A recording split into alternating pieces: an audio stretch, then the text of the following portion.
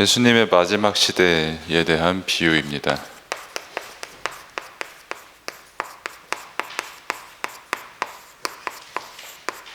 우리가 함께 마태복음 25장의 말씀을 읽었죠.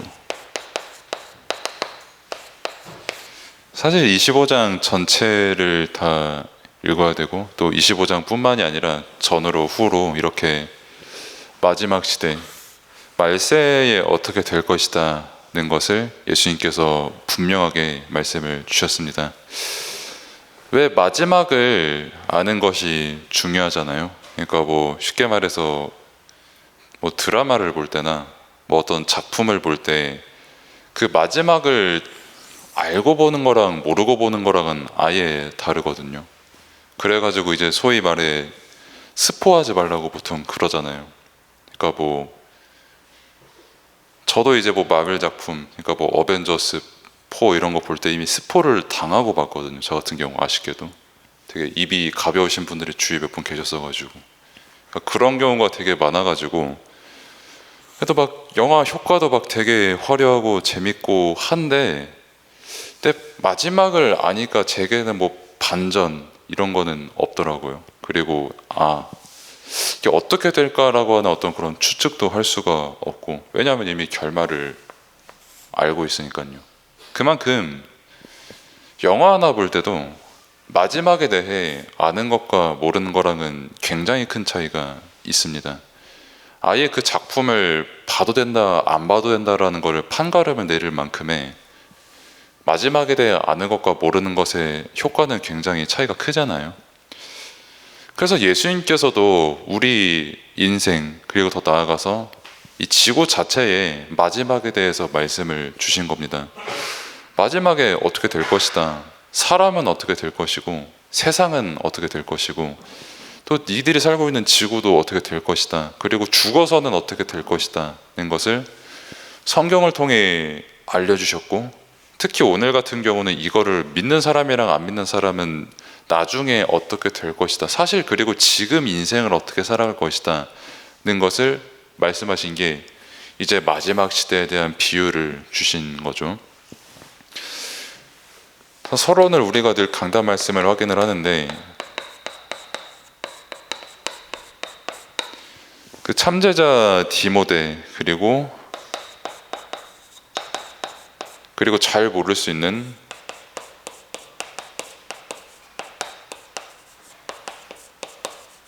에바브로디도가 이렇게 또 나옵니다. 그리고 좀 있으면 우리는 또 에바브라라는 또 다른 인물도 확인을 하게 되겠고요. 근데 중요한 건 아니고, 아무튼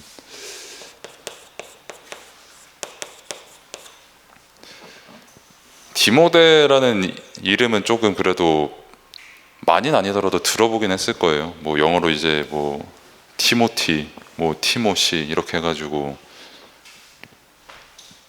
어떤 스포츠 선수 같은 경우도 이런 이름을 쓰는 경우도 종종 있고요. 그러면은 디모데가 왜 참 제자냐라고 했을 때 바울이 디모데에게 말하길,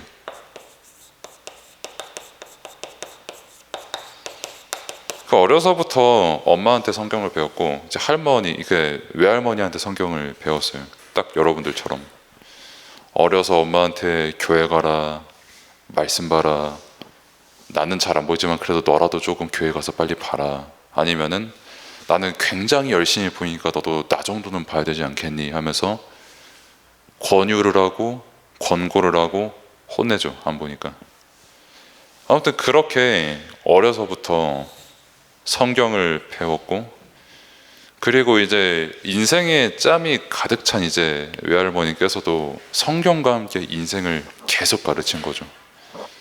그래서 어렸을 때 어떻게 자라났는지는 기록은 안 돼 있어요. 얘가 진짜 반항적으로 자랐는지 아니면 굉장히 순종적으로 자랐는지 그것까지는 전 잘 모르겠는데, 중요한 거는 바울이 디모데에게 말한 게, 니는 어려서부터 말씀 배우지 않았냐, 그래서 너는 참 제자라는 거예요. 왜? 여러분들처럼 디모데는 어려서부터 성경을 배웠고 복음의 말씀을 늘 받으면서 자랐고, 실제 그게 말씀과 복음을 받으면서 그걸 가지고 세상을 바라보는 눈을 가지게 됐거든요, 디모데는. 그래서 참 제자의 역할을 할 수 있는 사람으로 성장을 한 게 사실 디모데입니다. 어느 정도로 바울에게 인정을 받았냐면 자기 아들과도 같은 제자 디모데라고 했거든요. 그러니까 아들과 같다는 말은 진짜 내 거 편하게 얘기할 수 있는 사람, 그러니까 어떤 나의 약점까지도 공유할 수 있는 사람, 그리고 굉장히 굳은 일도 심부름처럼 시킬 수 있는 사람, 그러면서 정말 누구보다도 친근하게 생각하고 사랑하는 사람이 당시 디모데였어요. 바울의 입장에서. 그래서 참 제자 디모데의 역할을 했다. 그리고 또 한 명 나오는 게 이제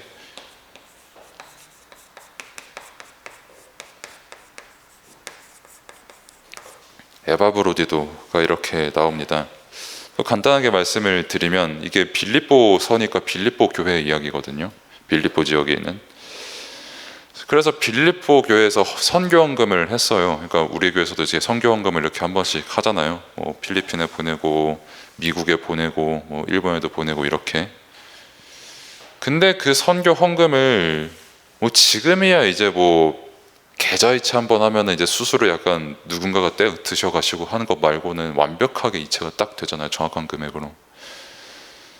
근데 당시에는 여러분도 다 알겠지만 다 온리 캐시 현금이거든요. 현금을 가지고 이제 바울한테 전달을 해야 되거든요. 그리고 또 하나의 특징은 당시에는 핸드폰이 없어요. GPS도 없어요. 그래서 좀 속된 말로 얘가 돈을 가지고 그래도 한 이 정도는 쓰도 되지 않을까 해도 뭐라고 발견할 그게 없고, 가지고 달라도 사실 찾기가 쉽지는 않고, 그리고 더 중요한 거는 가지고 가는 길이 그렇게 순탄치가 않거든요. 제가 저번에 일이 있어서 모란역 쪽을 한번 갔는데 그 여성 안심 귀갓길이 이렇게 쫙 깔려 있더라고요. 그래가지고 실제 이렇게 두 분께서 이렇게 에스코트 하시면서 여성분 한 분께서 이렇게 귀가하시는 거를 제가 봤는데, 왜 그게 생겼냐라고 했을 때 밤길이 위험하니까 생겼잖아요. 근데 그 모란 지역을 보니까 진짜 위험해요. 보면은 길 가다가 누가 술 먹고 시비 걸어도 전혀 안 이상한 인계동이랑 좀 비슷한 도시예요. 근데 그런 도시보다도 사실 더 위험한 도시도 때로는 지나가야 되는 게 당시 에바브로디도거든요. 그것도 무려 현금을 그렇게 가지고 있는데, 그럼 이제 도적대, 이제 강도들, 아니면은 굉장히 장사 수완이 좋은 말발 좋은 호갱 찾는 장사꾼들, 그런 사람 달라붙으면 돈 지켜내기가 쉽지 않아요. 거기다가 병까지 들었어요. 엎친 데 덮친 격으로. 근데 그 모든 악조건 속에서 이 사람이 기도를 했는데 자기 자신을 위해서 기도한 게 아니라 빌립보 교회에 너무 미안하고 걱정하지 말라고, 그리고 똑같이 바울에게도 말했어요. 이렇게 된 게 너무 미안하다. 근데 오히려 바울도 야, 왜 일 똑바로 안 해나, 돈 가지고 왔으면 빨리 돈 좀 갖고 와야지, 왜 아픈 척하고 있어, 빨리 안 나오고 뭐해, 이런 게 아니라 빌립보 교회들아, 이 사람의 헌신을 기억해라. 그리고 나도 너의 헌신을 기억을 한다. 빨리 나아라. 근데 빨리 나으라는 게 돈 빨리 가져가라 해서 빨리 나는 게 아니라 진짜 이 사람이 빨리 나는 걸 보고 싶어서. 그리고 실제 나왔어요.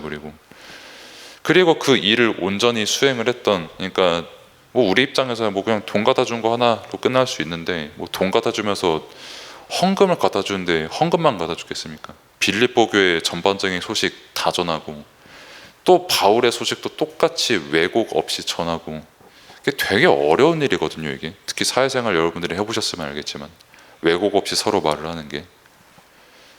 아무튼 이렇게 참 제자의 일을 디모데가 어려서부터 그렇게 자라나서 했고, 에바브로디도라는 사람이 그렇게 잘 수행을 했는데, 중요한 건 이거잖아요. 이게 어떻게 가능했는잖아요. 사실상 사실 되게 이타적으로, 그러니까 계산적으로 생각을 하면은 굳이 내가 디모데라고 태어나서 바울한테 아들이라는 소리 듣고 좋아할 필요가 없거든요. 사실 저 다 늙어 빠진 머리숱도 없는 사람이 나한테 아들이라고 해서 뭐해, 이렇게 말할 수가 있고, 에바 브로디도도 헌금 전달하다가 갑자기 아프네, 이거 어쩔 수 없이 하면서 그냥 돈 주머니에 넣을 수 있고, 이게 일반적으로 사람들이 그렇게 해요. 근데 그럼에도 불구하고 어떻게 참 제자의 역할을 수행을 했냐라고 했을 때,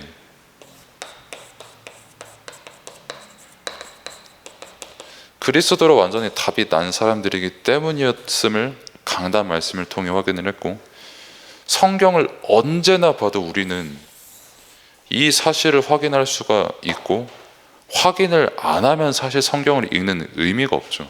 이 답을 확인을 못하면 굉장히 기뻤을 것이고, 어쩔 때는 진짜 옆에 사람 순교하는 거 보면서 슬펐을 때도 있었을 것이고, 또 엄청 힘들었던 일을 만날 때도 있었을 것이고, 바울 같은 경우는 최고 잘 나가는 엘리트였다가 아주 비천에 처하기도 했던 그런 사람이었는데, 그 모든 일 속에서 그리스도의 답을 가지고 있으니까 그게 상관이 없는 거예요. 진짜 하나님 살아계시지 않냐, 뭐 돈을 가지고 있든 없든, 내가 어려움을 만났든 말든, 뭐 어느 조건 속에 있든 나는 그리스도 안에서 구원받은 사람 아니냐. 구원받지 않았으면은 내가 아무리 잘 나가는 사내들이 공회 출신이든 비천에 처한 사람이든 뭐 로마 소속의 어디 사람이든 똑같이 아무 상관없이 그냥 적당히 살다가 죽는 그런 인생이 내 인생이 아니었냐라고 바울이 고백했거든요. 그리고 똑같이 그 그리스도의 답이 난 사람이 디모데였고 에바 브로디도였어요. 그래서 일반적인 사람들이 볼 때는 왜 디모데처럼 살까? 뭐 엄마가 성경 가르쳤어? 할머니가 성경 가르쳤어? 뭐 어쩌라고, 그는 엄마 할머니지, 나는 엄마 할머니보다 똑똑해 라고 살 수 있거든요, 디모데 입장에서. 에바 브로디도도 똑같이 나 조금 적당히 몸 아프면은 뭐 헌금 가져다 주는 거 그냥 중간에 때려칠 수 있어요. 뭐 일 안 할 수 있는데, 오히려 바울과 빌립보 교회를 걱정하면서 기도하면서 일을 했다니까요. 왜? 진짜 그리스도로 너무 완전히 답을 얻었기 때문에 그 사람들은 애초에 제자였고 가능했던 거예요. 그러면은 누가 참 제자냐라고 했을 때, 여러분이 참 제자라는 겁니다. 간단하게 말해서 하나님께서 지금도 여러분 인생을 어려서부터 이끌고 계시거든요. 여러분들한테 말씀을 들려주시고 말씀을 듣게 하시고, 실제 그 말씀을 가지고 아무리 내가 겉으로는 안 듣는 척해도 한 번 이상은 생각을 해봤잖아요. 그 자체가 하나님께서 살아계시고 여러분들에게 말씀을 주시려고 계속해서 여러분들의 인생 모든 거를 인도하시는데, 그 자체가 참 제자의 길을 지금 여러분들이 걷고 있다는 겁니다. 그래서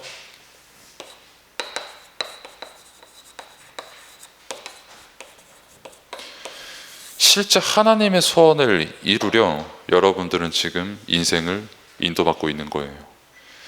이 인도받고 있음 속에서 오늘 마지막 시대라고 말을 했잖아요. 그 말은 마지막 시대까지 여러분들은 디모데나 에바 브로디도 같이 참 제자의 응답 속에서 여러분들은 인도받는 거거든요.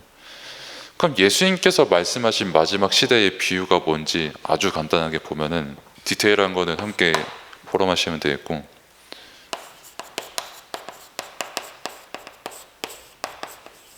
열 처녀 비유가 있고, 그리고 달란트 비유,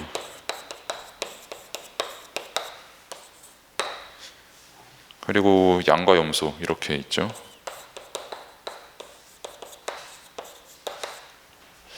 열처녀 비유는 간단하게 말하면 당시 이스라엘 결혼 문화가, 그 들러리가 뭔지는 알죠. 그러니까 좀 서브 역할하는 사람.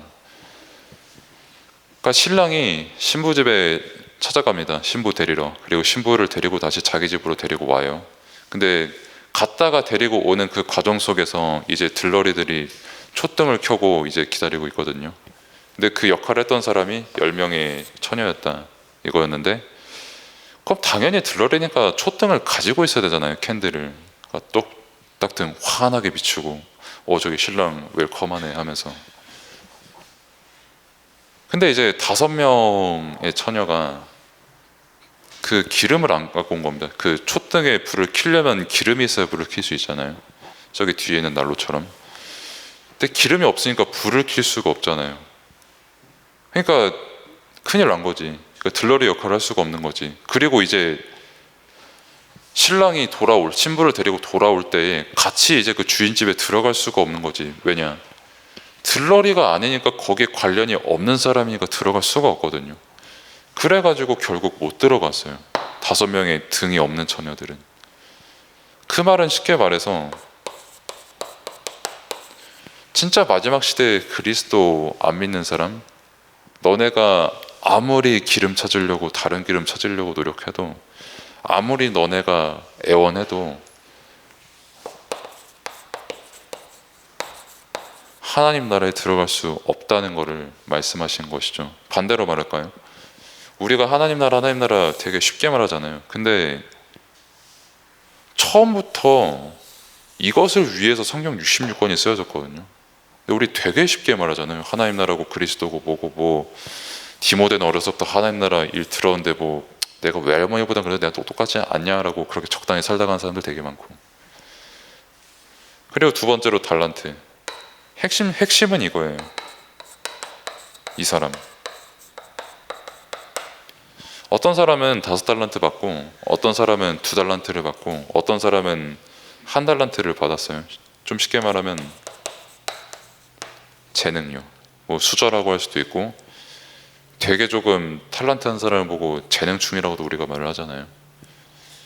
근데 그 중에 이제 1달란트 받은 사람이, 그러니까 5달란트를 주인한테 받은 사람은 2배로 불려서 떡상시켜서 10달란트가 됐고, 2달란트 받은 사람도 똑같이 떡상시켜가지고 4달란트가 됐는데, 이 1달란트를 주인한테 받은 사람은 이거 달란트 잘 고이 모시고 잘 지켜야지 하고 땅에 묻어뒀어요. 그리고 분명히 각기 가진 그 재능대로 하나님께서 일을 주셨다고 했거든요. 그 말은 뭐냐면, 우리가 가진 그 달란트를, 그러니까 여러분들이 가진 그 재능이나 그 무언가들을 내가 평가해서 그냥 내가 땅에 묻어버리는 경우가 되게 많거든요. 그러니까 뭐 신학교에서도 그래요. 막 어떤 사람은 막 엄청 부흥시키고 일 크게 하는 사람, 저 사람 라인 서야지, 이런 경우 되게 많고, 저 같은 이제 찐따 중에서도 특별한 찐따 같은 사람은 그 혼자 잘 돌아다니거든요. 밥도 맛있게 먹고. 그러면 나는 뭐 이제 한 0.1달란트 가진 사람이고, 사람들이 볼 때, 저 사람을 볼 땐 한 1000만 달란트 가진 사람이겠지, 그 사람들이 볼 때는. 근데 중요한 게 뭐냐면, 그거를 비교하라는 게 아니라, 니네 하나님께서 재능대로 맡겨주시지 않았냐. 1달란트 가진 사람이든 5달란트 가진 사람이든 그거 하나님께서 맡기신 거 아니냐. 근데 네가 뭔데 1달란트, 이거는 뭐 중요한 거 아니니까 땅에 묻어두면 돼 하고, 뭐 5달란트? 이거는 좀 귀중하니까 한번 도전해보자, 이렇게 왜 너네가 맘대로 평가하냐라는 거예요. 하나님께서 주신 한 달란트는 달란트보다 뭐 0.1달란트, 0.001달란트라고 해도 하나님께서 재능대로 주신 거거든요. 이게 가장 핵심이거든요. 내가 그렇게 공부를 못하니까, 하나님께서 왜 나에게 이런 공부 못하는 돌대가리를 주셨습니까? 라고 기도할 수 있잖아요. 근데 반대로 말하면, 하나님께서는 너에게 그 돌대가리를 맡기셨음에도 불구하고 그 재능대로 하나님의 일을 하신다니까요. 이게 핵심이에요. 그리고 1달란트가 10달란트가 될지 100달란트가 될지 그것도 하나님만이 하시는 겁니다. 사실 5달란트를 10달란트로 만들어가는 것도 그 결과에 중요한 게 아니라 그 중심을 본 거잖아요. 주인이 결국 1달란트 가진 사람이 똑같이 하나님께서 나에게 주신 거구나, 하나님께서 내게 일하라고 주신 거구나 라고 생각하는 사람은 1달란트를 보는 그 가치가 다릅니다. 교사 입장에서도 랩넌트가 2달란트, 4달란트, 10달란트를 가졌다, 얘는 뭐 공부를 잘한다 못한다, 어딜 간다 못 간다 라고 하는 그 모든 것을 보는 기준점이 하나님이 주신 재능이고, 하나님이 주신 재능은 하나님께서 사용하신다라는 그 중심이 우리에게 먼저 있어야 되는 거예요. 그리고 양과 염소 비유는 이것도 간단하게 말하면 양은 천국에 가고 염소는 지옥에 가거든요. 예수님께서 엄청 뚜렷하게 양과 염소를 구분하셨거든요. 세상에서야 그렇죠. 뭐 천국, 지옥 그 중간에 어디가 있고, 뭐 착한 일, 나쁜 일도 뭐 적당히 착한 일, 뭐 적당히 나쁜 일, 뭐 조금 적당히 잘 살면은 하나님께서 뭐 이만큼 응답 주시고, 좀 많이 잘 살면 하나님께서 뭐 한 1,000만 달란트 응답을 주시고, 이렇게 생각을 할 수가 있는데, 분명한 거는 아무리 내가 훌륭하게 살아도 열처녀처럼 그리스도라는 등을 가지고 있지 않으면 염소입니다. 반대로 내가 아무리 양 중에 양, 멍청한 놈 중에서 멍청한 놈이라고 할지라도 내가 열처녀처럼 그리스도라는 등을 가지고 있으면 그 사람은 양이에요. 그 양의 한 달란트는 하나님께서 재능대로 사용하시고, 그 양은 이미 천국의 응답을 받았고 실제 그 마지막 시대에 천국의 응답을 보게 될 것이다라고 예수님께서 약속을 하신 겁니다. 그래서 한마디로 이거의 결론은 여러분들의 기도의 내용이 이걸로 바뀌어야 되는 거예요.